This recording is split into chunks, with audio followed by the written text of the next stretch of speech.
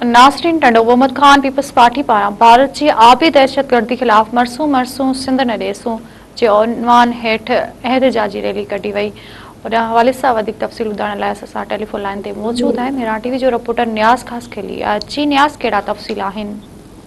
जी बिल्कुल, टंडो मोहम्मद खान में Pakistan peoples party पारा India की आबी दहशतगर्दी और जारियत खिलाफ एक वही एहतजाजी रैली कढी वही है, जंहिंजो नारो मरसूं मरसूं सिंध न ॾेसूं रखियो वियो। जॾहिं त ही एहतजाजी रैली बुखारी हाउस का निकिरी शहर के मुख़्तलिफ़ रस्तनि तां थींदी प्रेस क्लब पहुती, जंहिंजी अॻुवाणी पीपी जे ज़िले सदर ऐं एमपीए सैयद एजाज शाह बुखारी, एमपीए खुरम सिंह सुमरो ऐं सैयद सलाल शाह ऐं ॿियनि मक़ामी अॻुवाणियुनि कई। रैली में पीपल्स पार्टी के मुख़्तलिफ़ विंगुनि चूंडियल नुमाइंदनि, समाजी शख्सियतनि, साफ़िन ऐं शहरनि वॾे अंग में शिरकत कई। शिरकत कंदड़नि असांजे हथनि में बैनर ऐं प्ले कार्ड खणी इंडिया की आबी जारियत खिलाफ सख्त नारेबाज़ी पिणु कई।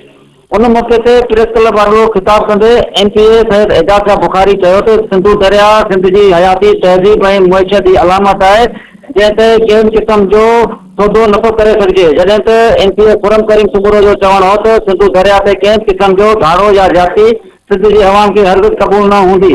रैली के आखिर में पीपी अॻुवाणनि वाज़े कयो त पाकिस्तान पीपल्स पार्टी सिंध के पाणी के हक़नि जी तहफ़ुज़ लाइ हर फोरम ते भरपूर आवाज़ उथारींदी रहंदी। जी न्याज़, मेहरबानी जी।